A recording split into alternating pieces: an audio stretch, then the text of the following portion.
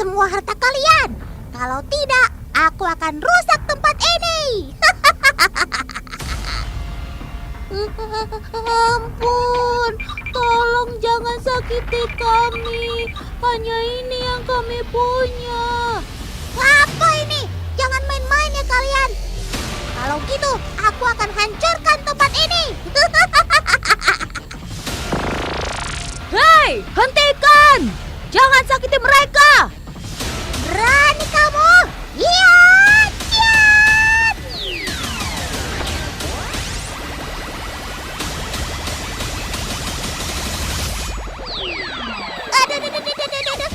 Kabur! Ampun! Aku gak akan ulangi lagi deh.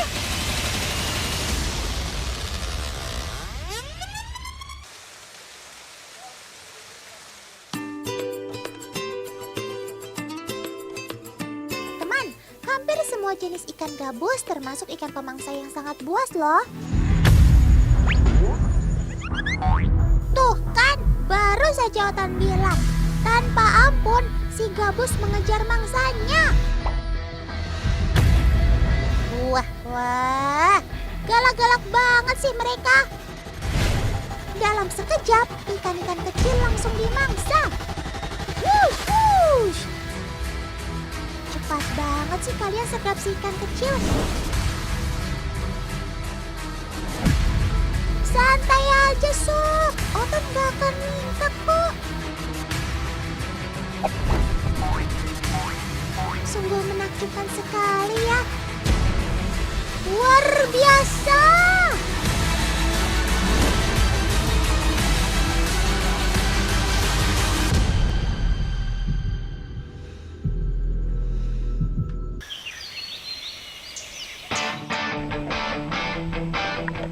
Nah, sudah sore nih. Saatnya memeriksa alat tangkap kita. Ayo, diangkat perlahan-lahan.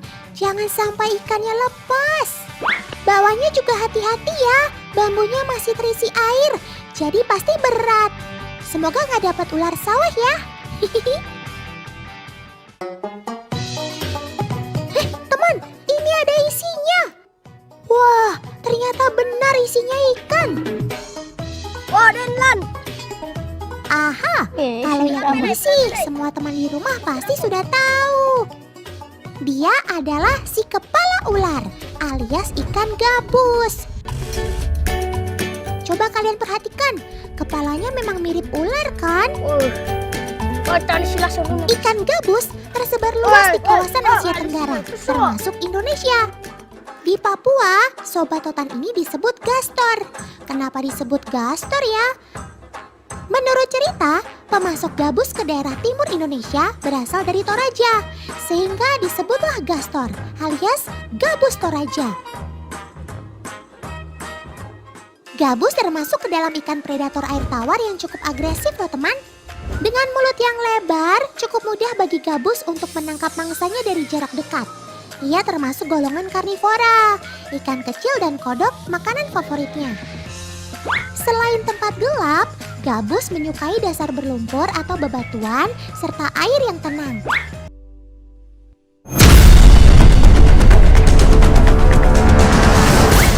Hei, stop! Jangan berkelahi terus. Ingat Sob, kita harus menjaga physical distancing. Ini kok malah kejar-kejaran.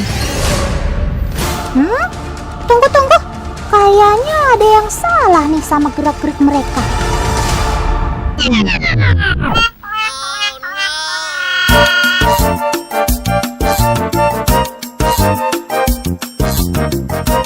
Ya ampun, ini sih bukan berantem, tapi lagi PDKT alias pendekatan. Maklum deh teman, cari jodoh untuk Chana lumayan sulit. Karena jika tidak cocok, maka jantan dan betina pun akan bertarung hingga menyebabkan kematian. Teman, jika pendekatannya sudah resmi dan betina membuahkan hasil alias bertelur, maka sang jantan akan menjaga anak-anak Chana yang baru menetas di dalam mulutnya.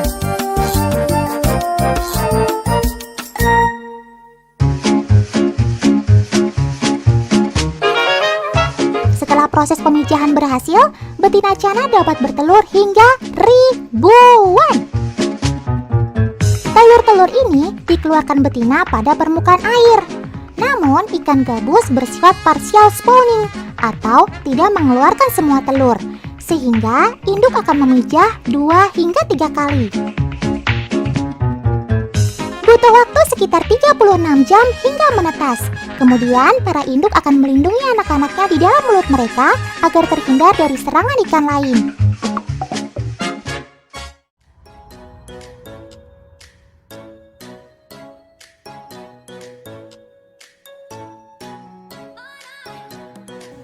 Terus untuk pemberian pakan gabus agar ikan tidak saling berkelahi itu lebih baik sehari sekali atau untuk pemberian pakan secara rutin kalau bisa itu pagi, siang, sore. Kalau pagi itu akan lebih ya malam harinya kan lapar. Pagi dia akan terasa makannya banyak. Kalau siang dia makannya tidak bongong, istilah bongong itu nggak terlalu rakus. Tapi kalau dia mau rakus sekali ya sore menjelang petang itu dia akan rakus sekali. Karakter ikan gabusnya seperti itu.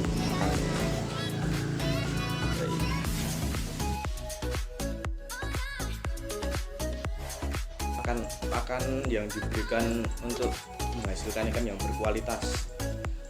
Pakan yang untuk berkualitas kita masih mengandalkan pada pelet, Mas. Karena walaupun dalam kolam seperti ini, kolam terbatas, kita cuman pelet. Karena kalau di alam liar mereka gabusnya itu makannya pakan alami, dia akan bagus kualitasnya. Tapi kalau kita mengganti pakan yang alami dia ke pelet, yang ada kita pelet, jadi masih pabrikan. Ya kita adanya cuma itu. Jadi yang kecil-kecil umpamanya itu kita pakai pelet yang dihaluskan. Karena untuk pencernaan anakan itu kan juga masih rawan loh, Mas. Kalau terlalu kasar, terlalu kan dia akan terluka, pasti akan menimbulkan sebuah kematian pada ikan. Tapi kalau kita halus, bikin halus dan lembut, otomatis dia makan, otomatis kan dia akan melukai alat pencernaannya. Dia akan berkembang dengan baik.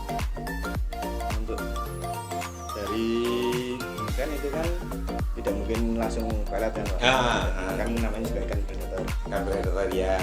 Untuk selingan dari baru menetas. Oh itu dari awal ya, Mas ya. Dari bertelur. Ya.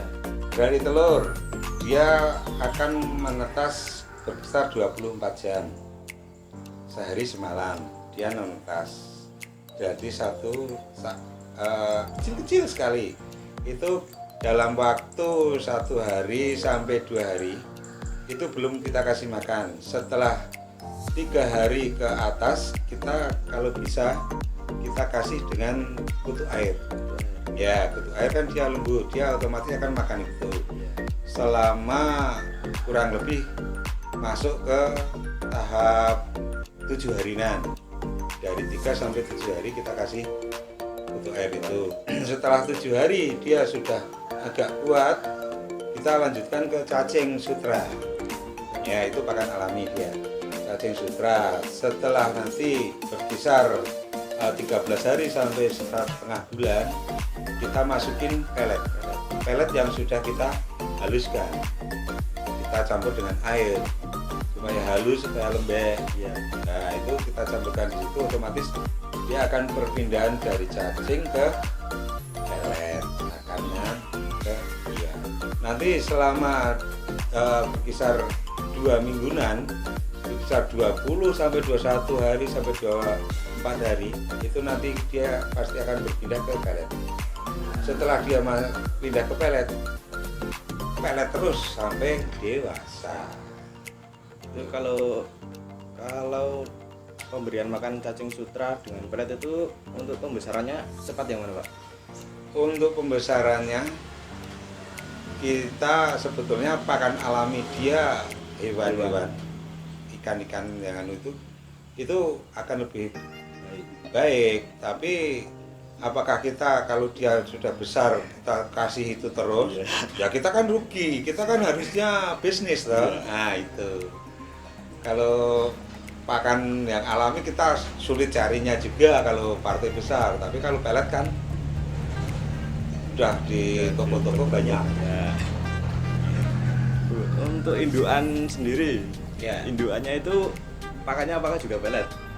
Untuk indukan kita memaksimalkan dalam supaya dia maksimal untuk bertelur, supaya dia sehat, kita kasih makan daging. Daging Ya. ayam. Ya, daging ayam itu pengganti pakan dia alami seperti kemudian udang atau ikan kecil-kecil yang lain yang dia makan itu bisa. Untuk pola makannya Untuk pola makan indukan itu dia ringan sekali kalau indukan. Kalau indukan saya satu ekor perbandingan umpamanya 1 kilo ekor betina itu saya kasih cincangan dari daging ayam itu cuman berapa gram, sedikit sekali cuman harus segini ya berapa itu tiga tengker segini. Itu untuk satu kilo itu dalam saya kasih makan seharinya cuman sekali waktu sore ya.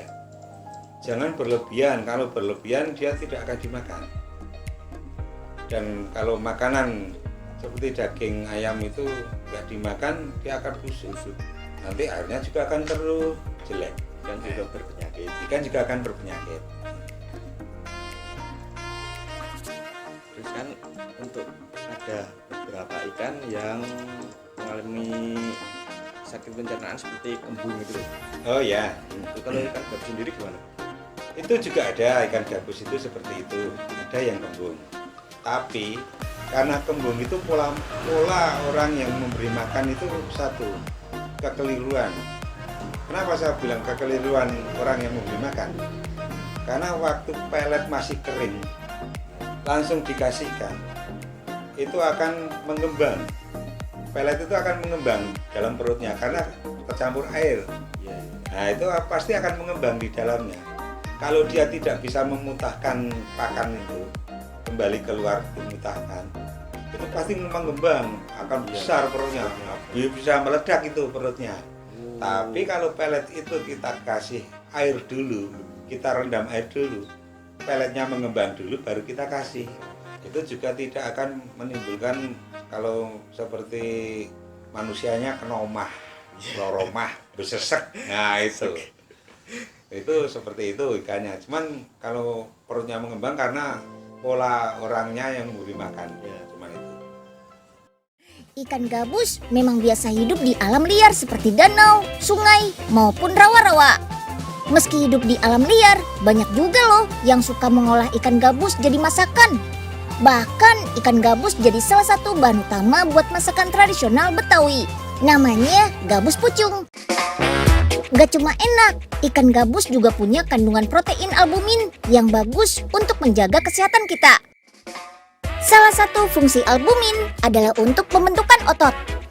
Pas banget kan buat anak-anak dalam masa pertumbuhan kayak kita.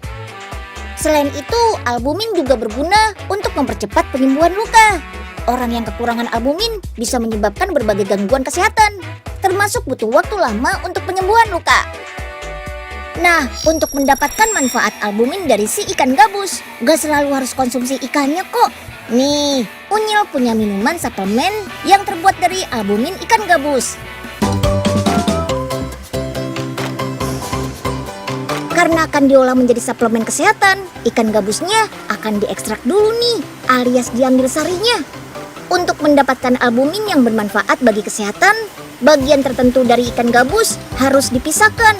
Terus nantinya diolah lagi selama 2 jam. Oh iya, teman-teman tahu nggak kenapa albumin bisa menyembuhkan luka? Jadi albumin ini bisa memberi asupan oksigen pada area yang mengalami luka.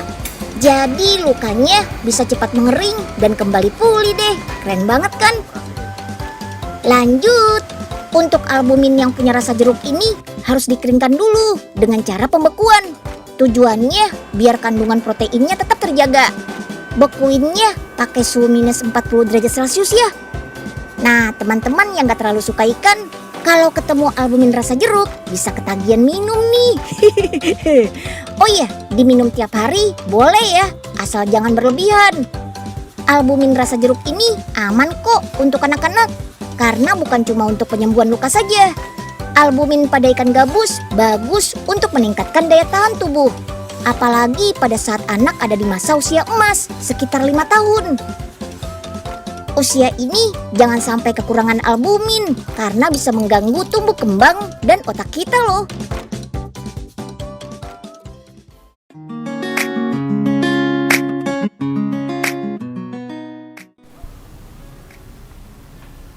Selamat siang teman-teman. Di sini bersama saya Andre. Di sini saya membawakan sebuah produk dari Kerupuk Balibu. Kerupuk Balibu menggunakan bahan dasar ikan gabus. Nah, mengapa ikan gabus? Karena ikan gabus banyak manfaatnya untuk tubuh manusia, terutama pada bidang kesehatan. Bagaimana rasanya kerupuk ikan gabus ini? Mari kita coba bersama-sama.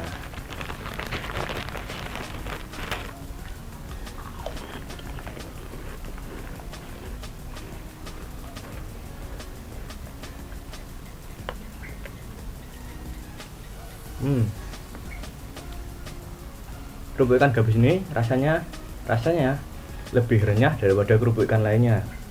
Selain lebih renyah, kerupuk ini lebih gurih. Kemudian kerupuk ikan gabus dari Balibu ini tidak menggunakan bahan pengawet, sehingga kerupuknya masih terasa segar dan masih kriuk-kriuk. Jika kalian ingin order kerupuk ikan gabus ini, kalian bisa menghubungi di Kerupuk Balibu yang beralamat di Balibu Food Industri Sleman, Yogyakarta. Ya. Jangan lupa ya, order kerupuk ikan gabus ini, dijamin rasanya enak sekali. Terima kasih.